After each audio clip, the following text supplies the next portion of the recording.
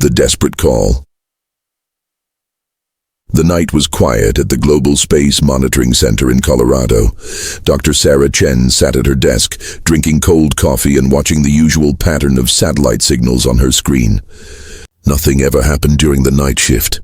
Nothing interesting anyway. Then everything changed. A signal burst through every frequency at once. The computer screamed with alerts. Sarah jumped from her chair, spilling coffee everywhere. The signal was strong, too strong. It was coming from outside the solar system. No, no, no, Sarah whispered, her hands shaking as she typed. This can't be real. The signal played again. It was a voice, desperate and broken. The words were not in any Earth language, but somehow the computers were translating them. Please, anyone, they are coming. Help us. Please. Sarah grabbed her phone and called her director. Within 20 minutes, the message was on its way to the United Nations. Within 2 hours, every major government on Earth knew about it. The world held its breath. 3 days later, the UN Security Council met in an emergency session. The room was packed with leaders, generals, and scientists. Large screens showed the translated message playing over and over. "We are the Vela people," the alien voice said. "For 300 years we have traveled the stars in peace. We trade, we share knowledge, we harm no one. But now the Krath Empire has found us. They want our world. They want our resources. They are killing us." The voice broke with emotion. "We sent this message to 47 civilizations. No one answered. No one came. You are our last hope. Please, we are dying. Our children are dying. If anyone can hear this, please help us." Then silence. The room stayed quiet for a long moment. Finally, the Secretary General spoke. "We have confirmed the signal is real. Our best scientists say the Vela homeworld is approximately 8 light-years away. We have never traveled that far. Can we even reach them?" The British ambassador asked. A scientist stood up. "With our new faster-than-light engines, yes. It would take 3 weeks. And what then?" The Chinese representative said. "We know nothing about space warfare. We have never fought aliens before. This Krath Empire destroyed 47 other civilizations. What makes us think we can win?" Voices erupted across the room. Some said it was too dangerous. Others said it was not Earth's problem. A few said humanity should stay hidden and safe. General Marcus Steele of the United Earth Defense Force sat quietly, listening to everyone argue. He was an old soldier, with gray hair and scars from 3 different wars. He had fought in Africa, Asia, and South America. He had seen the worst of humanity and the best. Finally, he stood up. "Excuse me." His deep voice cut through the noise. "I have something to say." The room went silent. Everyone knew General Steele. He never spoke unless it mattered. "I have been a soldier for 40 years, he began. "I have fought in deserts, jungles, and mountains. I have seen good people die and bad people win. But I learned something important in all those years." He paused, looking at each person in the room. "The strong have a duty to protect the weak. That is what separates us from animals. That is what makes us human." "General, with respect," the Russian ambassador said, "this is not our fight. These aliens are 8 light-years away. We cannot save everyone in the galaxy." "You are right," General Steele nodded. "We cannot save everyone, but we can save them. They asked for help. They are dying, and we have the power to answer." "What if we lose?" someone asked. General Steele smiled, a hard smile. "Then we lose fighting for something that matters. But I don't think we will lose." "Do you know why?" "Why?" the Secretary General asked. "Because humans have been fighting each other for 10,000 years. We know war. We know strategy. We know how to survive against impossible odds. Every battle we ever fought taught us something. The Krath Empire thinks we are primitive. They think we are weak. Let's show them what happens when you threaten innocent people in front of humans." The room erupted in discussion again. But something had changed. The fear was still there, but now there was something else too. Determination. After 6 hours of debate, the vote came. It was close, but the decision was made. Earth would answer the call. General Steele was given command of the First Fleet. 60 ships, the best Earth had. They would carry 15,000 soldiers, all volunteers. No one was forced to go. The news spread across Earth like fire. Most people were afraid. Some protested, saying it was suicide. But others supported it. They said it was the right thing to do. On the day the fleet launched, General Steele stood on the bridge of the flagship, the EDS Indomitable. His crew worked around him, preparing for the jump to faster-than-light speed. "General," his second-in-command said, "we are ready." General Steele nodded. He opened the ship-wide communication channel. "Attention all ships. This is General Steele. Today we do something humanity has never done before. We travel to another star to help people we have never met. Some of you are afraid. Good. Fear keeps you sharp. But remember why we are here. Remember the Valar children who are dying while we speak. Remember that they asked for help and we said yes." He paused. "Let's show the galaxy what humanity stands for. Let's show them what we do for the helpless. All ships, engage faster-than-light drive." The fleet jumped into the darkness between stars. Back on Earth, billions of people watched the ships disappear. They did not know if they would ever see them again. 8 light years away, the Valar people watched their cities burn. Krath warships circled their planet like hungry wolves. They had given up hope. They did not know that help was coming. They did not know that Earth had answered, and they definitely did not know what humans were capable of when protecting innocent lives.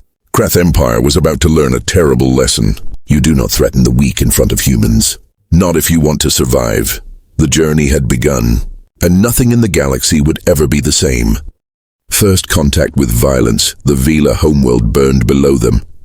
General Steele stood on the bridge of the EDS Indomitable, watching the view screen in silence. 3 weeks of faster-than-light travel had brought them here, to a world dying under alien guns. "My God," whispered Lieutenant Commander Rivera beside him. "Look at what they have done." The planet's surface was covered in smoke and fire. Massive alien warships, dark and angular, circled the world like vultures. Their weapons fired continuously at the cities below. Even from space, the destruction was clear. "Scan those ships," General Steele ordered, his voice hard as iron. "Scanning now, sir," the tactical officer reported. "I count 47 Krath warships. They are twice the size of our largest vessels. Their weapons are... Sir, their weapons are far more advanced than ours." The bridge went quiet. Everyone understood what that meant. "What about their defenses?" Steele asked. "Heavy armor plating. Energy shields."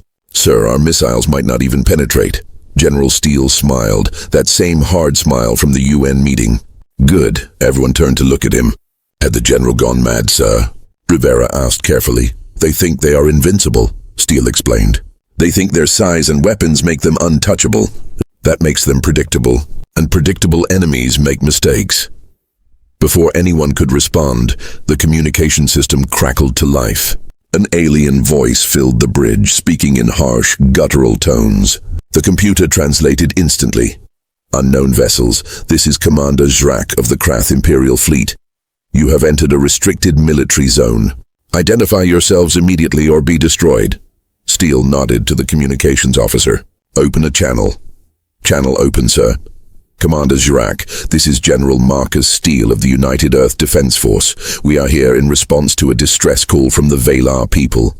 We demand you cease your attack immediately and withdraw from this system." There was a pause, then laughter, deep, mocking laughter that echoed through the bridge. "Earth?" Zrak's voice dripped with contempt. "We have heard of you. A primitive world that still fights with chemical explosives and metal projectiles. You dare to give the Krath Empire orders. You have 60 small ships. We have 47 warships. Leave now, primitives, and we will let you live. Stay, and we will add your species to our list of conquered worlds." General Steele's expression did not change. "We don't leave friends behind. This is your only warning. Withdraw now. Then you have chosen death. Attack formation. Destroy the human fleet." The Krath ships turned toward the human fleet, their massive hulls gleaming with power. Weapon ports opened along their sides, glowing with deadly energy.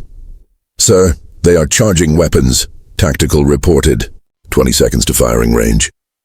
"All ships," Steele commanded calmly.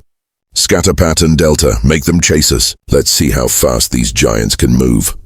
The human fleet exploded into motion. 60 ships broke formation, each one racing in a different direction. The Krath ships fired, massive beams of energy cutting through space.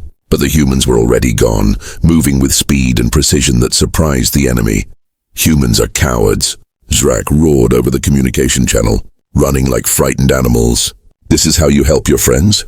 On the planet below, the Vela people watched the sky through their ruined cities. They had seen the human ships arrive.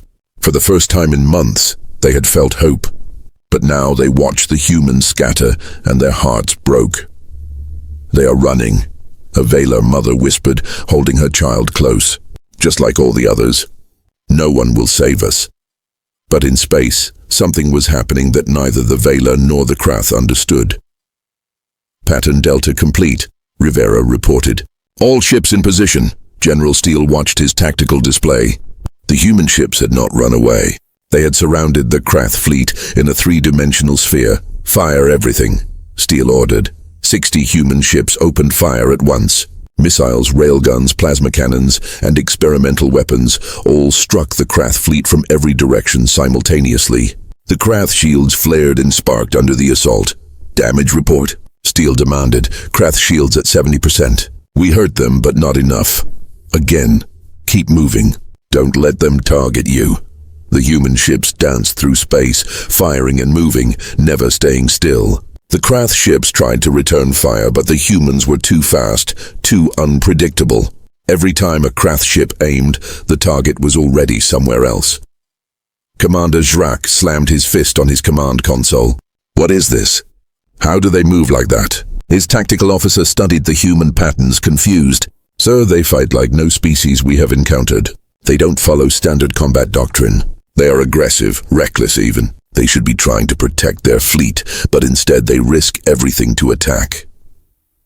"Then we will teach them fear," Zrak growled. "All ships focus fire on that flagship, the one called Indomitable. Destroy it, and the others will break." 20 Krath ships turned their weapons toward General Steele's flagship. Energy beams converged on one point in space. Evasive maneuvers. Rivera shouted. The Indomitable twisted and rolled, but there were too many beams. 3 hit the ship simultaneously. The lights flickered. Alarms screamed throughout the vessel. "Hull breach on deck 7 through 9. Shield generators offline. We have multiple casualties," the damage control officer reported. General Steele gripped his chair as the ship shook. "Can we still fight?" "Weapons are functional, but we have lost 40% of our armor. Another hit like that and we are finished." On the planet below, the Vela watched the human flagship floating damaged in space. The Krath ships moved in for the kill, their weapons charging for the final strike. "It is over," the Vela mother said, tears streaming down her face. "They tried, but it is over." But on the bridge of the Indomitable, General Steele was smiling. "Sir?" Rivera stared at him. "Why are you smiling?" "We are about to die." "Am I?" Steele asked calmly. He opened the fleet-wide channel. "All ships now activate Protocol Darwin." Across the human fleet, hidden weapon systems powered up. Railguns that had been disguised as cargo pods deployed. Experimental plasma weapons that the Krath scanners had missed came online. Missile tubes that had been hidden inside the ship hulls opened wide, but most importantly, 30 small ships that had been playing dead in the debris field suddenly roared to life. "Surprise," General Steele said quietly. The 30 ships struck the Krath fleet from behind, targeting their engines and weapon systems with surgical precision. At the same time, the rest of the human fleet unleashed their hidden weapons. The Krath shields, already weakened, began to fail. 3 Krath ships exploded, then 5 more, then 10. "Impossible," Zrak screamed. "They were defeated. How?" His tactical officer's voice shook with fear. "Sir, they used themselves as bait. They made us think we were winning. They let us focus all our attention on the flagship while positioning ships we never detected." "Sir, what are these creatures?" General Steele's voice came through the communication channel, calm and cold. "We are humans, Commander Zrak, and we don't fight fair. We fight to win." The battle raged for another hour. The Krath lost 15 ships. The humans lost 12. Both sides were battered and exhausted. Then the long-range sensors on both fleets detected something that changed everything. "Sir," the tactical officer on the Indomitable said, his face pale. "Long-range sensors are detecting a massive fleet approaching. Krath signatures. At least 200 ships." The bridge went silent. Commander Zrak's voice came over the communication channel, filled with triumph. "You fought well, humans. Better than we expected. But now you see the true power of the Krath Empire. Our reinforcements have arrived. Surrender now, and we will make your deaths quick. On the planet below, the Valar people watched the sensor readings. 200 ships. The humans had barely survived against 47. This was the end. But General Steele stood on his damaged bridge, looking at his exhausted crew, and he thought of the desperate message that had started all of this. He thought of the Valar children dying below. He thought of why humanity had come 8 light years to help strangers. "Open a channel to all human ships," he said quietly.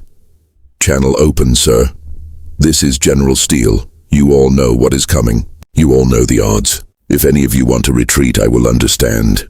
You have already proven your courage. You have already shown the galaxy what humanity stands for." He paused. "But if you choose to stay, if you choose to stand with me, then we show these Krath bastards something they have never seen before. We show them that humans don't run. We adapt, we overcome, we win." One by one, voices answered across the fleet. "The EDS Relentless stands with you, General. The EDS Thunderchild stands with you. The EDS Defiant stands with you." All 60 ships, damaged and battered, moved into defensive formation around the Valar planet. On the planet below, the Valar people stared in disbelief. The humans were staying. Against impossible odds, against certain death, the humans were staying. Why? The Valar mother whispered. "Why would they do this for us?" As the massive Krath reinforcement fleet appeared on the horizon, General Steele sent one final message to Earth. A message that would take 3 weeks to arrive. To anyone listening. "This is General Marcus Steele. We found the Valar. We fought for them. More enemies are coming. We will probably die here. But tell Earth we did not run. Tell them humanity answered the call. Tell them we stood for something that mattered." He closed the channel and looked at his crew. "Now let's show them what happens when you make humans angry." The massive Krath fleet jumped into the system, ready to crush the human resistance forever. They had no idea what was coming. Earth's true nature revealed 10,000 light years away. In the heart of Krath Empire territory, Intelligence Officer Karnak sat in his dark office reviewing data files. He had been ordered to analyze everything known about Earth and its people. The file was surprisingly thin for a spacefaring species. "Humans," he muttered, scrolling through the information. "Discovered faster than light travel only 5 years ago. Limited military experience in space. No major conflicts beyond their own planet." He paused at one particular section. His eyes widened. "Wait, what is this?" The data showed Earth's history. Thousands of years of war. Humans fighting humans. Wars that killed millions. Wars that lasted decades. Wars fought on land, sea, air, and now space. Karnak leaned forward, reading faster. The World Wars, the Cold War. Countless smaller conflicts across every continent. Weapons that could destroy their entire planet. Created and aimed at themselves. "They fight each other," he whispered. "Constantly. For thousands of years, they have been perfecting the art of killing each other." He grabbed his communication device with shaking hands and tried to contact Commander Zrak. But the message could not get through. The battle had already begun. Karnak could only watch the distant sensor readings and pray to the old gods that his warning was not too late. Back in the Valar system, the massive Krath reinforcement fleet moved into attack position. 200 warships against 60 damaged human vessels. The outcome seemed certain. High Commander Volthar led the reinforcement fleet from his flagship, the Desperation. He was a veteran of 50 battles, conqueror of 12 worlds. He had never known defeat. "Status of the human fleet," he demanded. 47 ships still functional, his tactical officer reported. "They have suffered heavy damage. Their flagship is barely operational. High Commander, this will be over in minutes." Volthar studied the formation on his display. The humans had positioned themselves in a defensive sphere around the Valar planet. Standard defensive doctrine, predictable. "They choose to die protecting others," Volthar mused. "Honorable but foolish. Prepare to—" "High Commander!" the tactical officer interrupted. "The humans are— they are moving. All ships breaking formation." On the display, the human fleet suddenly scattered in every direction. But not randomly. They moved with purpose, with coordination that seemed impossible for such a damaged force. "What are they doing?" Volthar demanded. "I don't understand, sir. They should be grouping together for defense. Instead, they are spreading out, making themselves vulnerable." General Steele stood on the bridge of the Indomitable, watching his fleet execute the maneuver perfectly. Around him, sparks fell from damaged systems. The air smelled of smoke and burnt metal, but his crew worked with fierce determination. "All ships in position," Rivera reported. "Sir, are you sure about this?" "Lieutenant Commander, how many wars has Earth fought in the last century?" Rivera blinked at the sudden question. Dozens, sir. Maybe hundreds if you count all the small conflicts." "And how many has the Krath Empire fought?" "According to intelligence, they have conquered 47 civilizations. But most surrendered without fighting. The Krath rarely face real resistance." "Exactly," Steele said. "They have experience with conquest. We have experience with war. There is a difference." He opened the fleet-wide channel. "All ships, execute attack pattern chaos." What happened next would be studied in military academies for generations. The human ships did not group together. They did not form defensive lines. Instead, they attacked from dozens of directions at once, with no apparent coordination. Some ships charged straight at the enemy. Others circled around. Some seemed to retreat, then suddenly reversed and fired. It looked like madness. It looked like panic, but it was neither. "They are everywhere," a Krath captain shouted over the communication channel. "I cannot predict their movements. They break every rule of space combat." Volthar watched in growing confusion as his ship struggled to respond. Every time his forces moved to engage one human ship, 3 more appeared from different angles. The humans used asteroids for cover, debris fields for ambush points, even the planet's gravity well to slingshot themselves into unexpected positions. "This makes no sense," Volthar roared. "They should be fighting as a unit. Why do they operate independently?" His tactical officer's voice shook. "High Commander, I think each human ship is making its own decisions. They are not following a central command structure. They are adapting individually to the battle." Impossible! That level of trust, that level of training would take centuries to develop. But it was true. Every human captain had been trained in Earth's military academies. Academies that taught lessons learned from thousands of years of warfare. They had studied the great battles of history. They understood tactics that the Krath had never encountered, because the Krath had always fought weaker enemies. They had never fought someone who fought back with equal ferocity. The battle raged across the system. The Krath had superior numbers and firepower, but the humans had something else. They had experience earned in blood over millennia of conflict. A squadron of human destroyers lured 12 Krath ships into an asteroid field, then scattered. The Krath ships collided with asteroids while pursuing them, damaging their hulls. The humans doubled back and destroyed them, while they were vulnerable. Another group of human ships pretended to retreat in panic. 20 Krath ships chased them, eager for easy kills. But the retreat led them straight into a crossfire from ships hiding in the debris of earlier battles. Half the Krath ships were destroyed before they realized the trap. On the Devastation's bridge, Volthar watched his fleet's casualties mount. 20 ships destroyed, then 30, then 40. "How?" he whispered. "How are they doing this?" His communication officer suddenly spoke up. "High Commander, I'm receiving a delayed intelligence report from Officer Karnak. It is marked urgent. It is about Earth's history." "Put it on screen." Karnak's face appeared, filled with fear. "High Commander, the humans are not what we thought. They have been at war for their entire history, not with aliens, with themselves. Every weapon they carry, every tactic they use, was developed to kill other humans. Sir, we are not fighting a primitive species. We are fighting a species that has been preparing for war since before we discovered spaceflight." The message continued. "They have a saying, all warfare is based on deception. Another one, know your enemy and know yourself, and you need not fear the result of 100 battles. High Commander, they study war like we study science. It is part of their culture, and now they are using 10,000 years of combat experience against us." Volthar closed the message, his blood running cold.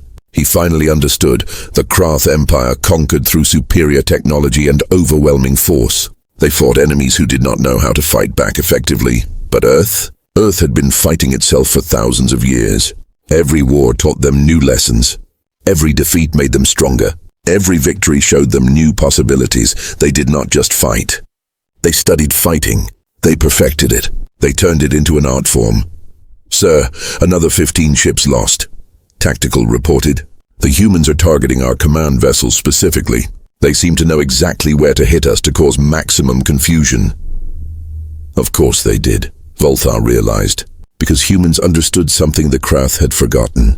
War was not just about weapons. It was about psychology, deception, and the will to keep fighting even when logic said you should surrender. On the planet below, the Valar people watched the impossible battle unfold. The humans should have been destroyed in minutes. Instead, they were holding their own against a force 4 times their size. "How are they doing this?" a Valar commander asked, watching his tactical display in amazement. "I have been studying their movements," his second-in-command replied. "Every maneuver they make, I recognize it from their historical databases. That flanking attack, it is similar to something called the Battle of Cannae, fought over 2,000 years ago on Earth. That feint and counterattack, it resembles tactics from their Second World War. They are using lessons from their entire history." "You mean," the commander said slowly, "every time humans fought each other, they were actually training, practicing for something like this?" "Yes, and sir, our ships are still functional. What if we help them?" The commander looked at his small fleet. 12 Valar ships, designed for trade and exploration, not war. They had hidden when the Krath first attacked because they had no chance. But now they had allies who actually knew how to fight. "All ships," the Valar commander ordered, "power up your engines. We are joining this battle." The 12 Valar ships rose from the planet's surface and moved toward the battle. They were small and lightly armed, but they were fast. General Steele saw them coming on his tactical display. He smiled. "Well, look at that. Our friends want to help. Communications, get me the Valar commander." A moment later, a nervous alien face appeared on screen. "General Steele," the Valar commander said, "we know our ships are not much, but we cannot watch you die for us without fighting back. Tell us where you need us. Can your ships move through that debris field?" Steele pointed to an area on the tactical map. "Yes, we can navigate tight spaces better than the Krath vessels." "Perfect. I need you to draw 20 of their ships into that field. We will be waiting on the other side." The Valar commander's eyes widened as he understood the plan. "A trap?" "Now you are thinking like a human," Steele said with a grin. "Welcome to the war." The Valar ships dove into the debris field, moving with grace and speed that the larger Krath ships could not match. 20 Krath ships followed, eager to destroy what they thought were easy targets. But on the other side, 30 human ships waited in silence, weapons ready. When the Krath ships emerged from the debris field, disoriented and scattered, the humans opened fire. It was a slaughter. Volthar watched 20 more ships disappear from his tactical display. He had started with 200 ships. Now he had less than 100 functional vessels, and he still had not destroyed a single human ship completely. They were all damaged, some barely operational, but they kept fighting. "High Commander," his second-in-command said quietly, "we should retreat. We can return with more ships, better preparation." "Retreat." Volthar's voice was hollow. "The Krath Empire does not retreat." "Then the Krath Empire will learn what happens when pride overrides wisdom," a voice said from behind them. Volthar turned to see Intelligence Officer Karnak standing in the doorway. He had arrived on a fast courier ship. "You!" Volthar snarled. "Why did you not warn us sooner?" "I tried, High Commander, but you would not have believed me. You had to see it for yourself. The humans are not like us. We fight to conquer. They fight to survive. And a species that has survived 10,000 years of fighting itself is not an enemy to take lightly." On the Indomitable's bridge, alarms suddenly blared. "Sir, Krath fleet is withdrawing," Tactical reported. "They are jumping to faster-than-light speed." The bridge erupted in cheers. But General Steele did not celebrate. He knew this was not over. "Damage report," he ordered. Rivera's face was grim. "We have 41 ships still operational. All have suffered severe damage. Casualties are high. We need repairs badly, and we need them now." Steele nodded. Send a message to the Valar. We need their help. On the planet below, the Valar people celebrated in the streets. They had been saved. Against all odds, humanity had driven back the Krath Empire. But in space, General Steele looked at his battered fleet and knew the truth. The Krath would return. And next time they would bring everything they had. Sir, Rivera said quietly, what do we do now? General Steele stared at the stars, thinking of Earth 8 light years away. Now we send a message home, and we pray they receive it in time. He opened a channel to Earth, knowing his message would take 3 weeks to arrive. This is General Marcus Steele. We won today's battle, but the war has just begun. The Krath are coming back, and they are bringing their entire fleet. Thousands of ships. We need help. We need everything Earth can send. He paused, choosing his next words carefully. But if you cannot send help in time, I want Earth to know this. We stood for something that mattered. We proved that humanity does not abandon the helpless, and we showed the galaxy that humans are not to be underestimated. He closed the channel. Around him, his crew worked to repair the damaged ship. Below him, the Valar celebrated their impossible survival. And somewhere far away, the Krath Emperor was making a decision that would change galactic history forever. He was sending everything, every ship, every weapon, every soldier. The Krath Empire would crush Earth and its human allies or die trying. The real war was about to begin. The Krath Empire's mistake in the throne room of the Krath homeworld. Emperor Draxar listened to High Commander Volthar's report in silence. The massive chamber was built to inspire fear, with walls decorated by the conquered banners of 47 civilizations. Soon, Volthar thought nervously, there would be a 48th banner, or the Emperor would have Volthar's head mounted on the wall instead. Let me understand this correctly, Emperor Draxar said, his voice dangerously calm. You took 200 warships to destroy 60 damaged human vessels. And you retreated? My Emperor, the humans fight like nothing we have ever encountered. They are primitives, Draxar roared, rising from his throne. One small planet, 5 years of space travel, and you let them humiliate the Krath Empire. My Emperor, if you would review the battle recordings, I have seen enough. Draxar's claws scraped against his throne's armrest. For 300 years, the Krath Empire has expanded unchallenged. We have conquered worlds, enslaved species, and built an empire that spans 50 star systems. And now these humans make us look weak. Do you know what happens when we look weak, Volthar? Volthar bowed his head. Others will resist. Exactly. If the humans can fight back successfully, others will try. The Valar were supposed to be an example, a warning to anyone who resisted our expansion. But instead they became a symbol of hope, because of Earth. Draxar walked to the massive window overlooking his capital city. Billions of Krath citizens lived under his rule. The empire stretched across the stars, and all of it depended on one thing: fear. Assemble the Grand Armada, Draxar ordered. Every ship, every soldier, every weapon we possess. I want 5,000 vessels ready to jump to the Valar system within 10 solar cycles. Volthar's eyes widened. My Emperor, 5,000 ships? That is more than half our entire military force. Surely that is excessive for one small human fleet. Draxar turned, his eyes burning with cold fury. This is not about the human fleet, you fool.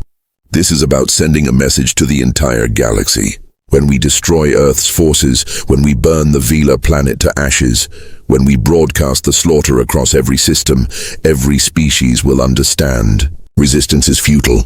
Hope is meaningless. The Krath Empire is inevitable. He pointed at Volthar. You will lead the Grand Armada. You will not retreat. You will not accept surrender. You will obliterate every human ship and every Valar city. Nothing survives. Do you understand? Yes, my Emperor. Good, you have 10 days. Do not disappoint me again. Volthar bowed and left the throne room. As he walked through the corridors of the Imperial Palace, he thought about the battle he had just survived.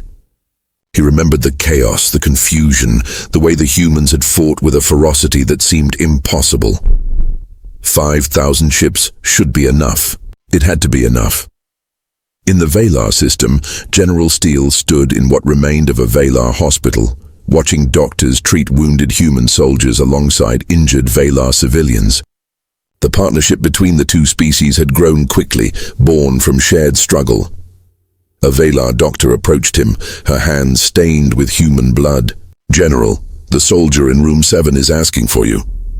Steele followed her to a small room where Lieutenant Chen lay, her body wrapped in bandages.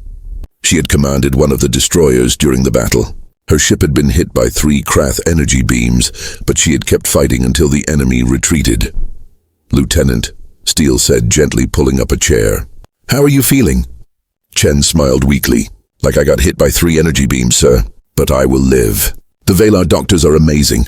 She paused. "Sir, is it true? Are the Krath coming back?" Steele nodded slowly. "Our long-range sensors detected massive fleet movements from Krath territory. We estimate they are bringing everything they have.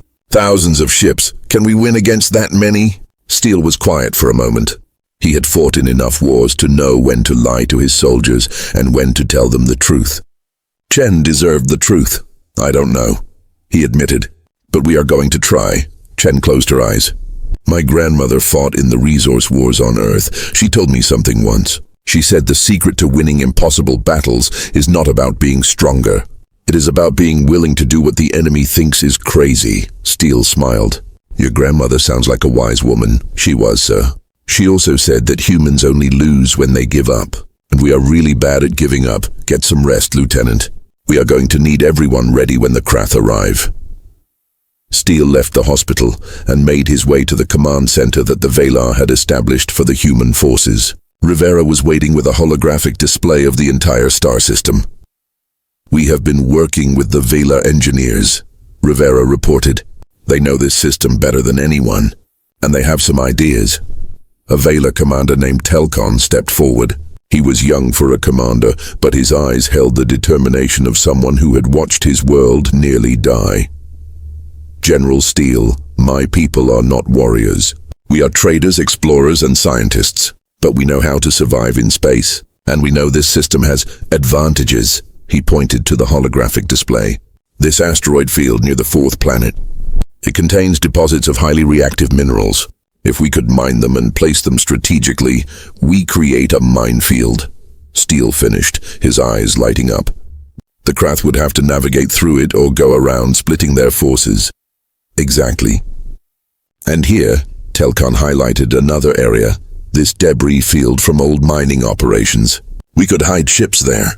The Krath sensors might not detect them if we coat the ships with debris particles." Rivera studied the map. "What about the gas giant, the one with the unstable atmospheric storms? We could use the gravitational pull and the electromagnetic interference to our advantage," Telkon said. "Krath targeting systems might malfunction near it." Steele looked at the two of them. "You're talking about turning the entire star system into a battlefield, using every natural feature as a weapon. Is that not what humans do?" Telkon asked. "Use terrain to their advantage. Your military history is full of such examples." Steele grinned. "You have been studying our tactics." "Of course. If we are going to survive this, we need to think like humans, fight like humans." Over the next 10 days, humans and Vila worked together with desperate urgency. They mined the asteroids and created explosive traps. They positioned damaged ships in the debris field as decoys. They calculated gravitational trajectories and sensor blind spots. But most importantly, they evacuated every Valar civilian they could to hidden colonies on the system's outer moons.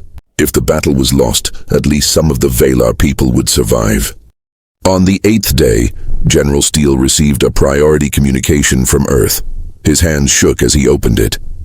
The message had taken 3 weeks to arrive. It was from Admiral Jessica Torres, commander of Earth's defense fleet. "General Steele, we received your message. The situation on Earth has changed dramatically since you left. Your battle against the Krath has become front-page news on every media outlet. People are calling you heroes, but more importantly, they are calling for action." The Admiral's face was serious but determined. The governments debated what to do. Some wanted to recall your fleet. Others wanted to abandon the Valar and focus on defending Earth. But then something unexpected happened. The people decided for us. The image shifted to show massive crowds in cities across Earth. Millions of people marching, demanding that Earth send help to General Steele and the Valar. Civilians are volunteering, Admiral Torres continued. Not just soldiers, everyone. Cargo ship pilots, engineers, doctors, even retired veterans in their 70s are demanding to join the fight. We have had to turn people away. She leaned closer to the camera. General, we are coming. We cannot match 5,000 Krath ships, but we are sending everything we can spare without leaving Earth defenseless. 1,000 ships, military vessels, converted civilian craft, anything that can fly and carry a weapon. Steele felt his throat tighten with emotion. We will arrive in 3 weeks, Torres said. Hold on until then. Show the Krath what happens when they threaten humanity's friends. Earth stands with you. Humanity stands with the Vela. Admiral Torres out. Steele closed the transmission and sat in silence for a long moment. Rivera waited beside him. Sir? She asked quietly. They are coming, Steele said, his voice hoarse. Earth is sending help. That is wonderful news. But sir, 3 weeks. Will we still be here in 3 weeks? Steele stood up and looked at the tactical map of the system. At the traps they had prepared, at the defensive positions they had calculated, at the impossible odds they faced. We will be here, he said firmly. Because that is what humans do. We hold the line until help arrives, no matter the cost. On the 10th day, every sensor in the system screamed at once. The Krath Grand Armada had arrived. 5,000 warships dropped out of faster-than-light travel at the edge of the system. They filled the space between stars like a dark cloud of death. Their combined mass was so great that gravitational sensors went haywire. On every human and Vela ship, crews stared at their displays in horror. No one had truly comprehended what 5,000 warships would look like until this moment. It was like staring at the end of the world. High Commander Volthar stood on the bridge of his new flagship, the Annihilation, and smiled coldly at the sensor readings. 41 human ships, 12 Velar vessels, against 5,000 Krath warships. This will be over quickly, he said to his crew. Open a channel to the humans. Let me speak to their general one last time. General Steele's face appeared on the screen, looking tired but defiant. General Steele, Volthar said, I want you to understand something.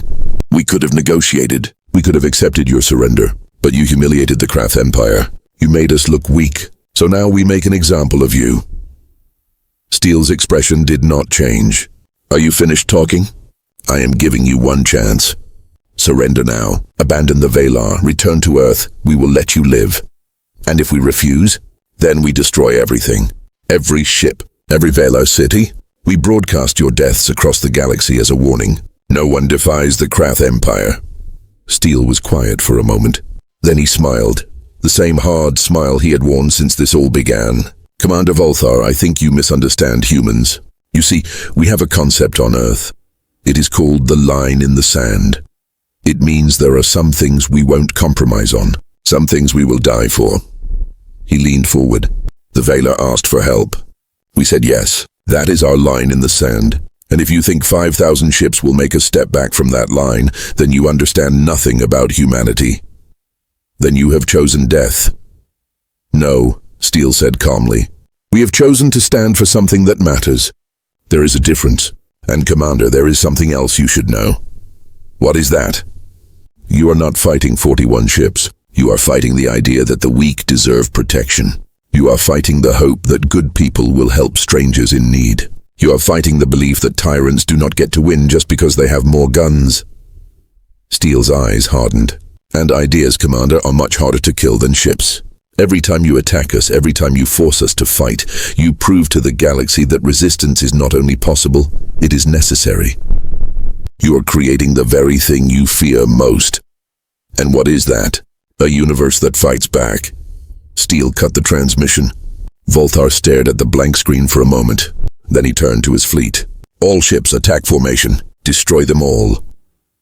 The Grand Armada moved forward like a tidal wave of steel and death. And in the path of that wave, 53 small ships prepared to make their last stand. But General Steele had one more card to play. One more surprise that the Krath could not predict. Because humans had spent 10 days preparing. And when humans have time to prepare, when they have time to think and plan and set traps, they become the most dangerous creatures in the galaxy. All ships, Steele commanded, fall back to position Alpha. Let them come to us. Let them enter the asteroid field. The human and Velar ships retreated, appearing to flee in panic. The Krath fleet pursued, eager for the kill. Neither side knew that 3 weeks away, 1,000 ships were racing toward them at faster-than-light speed. Neither side knew that Earth had not sent just its military.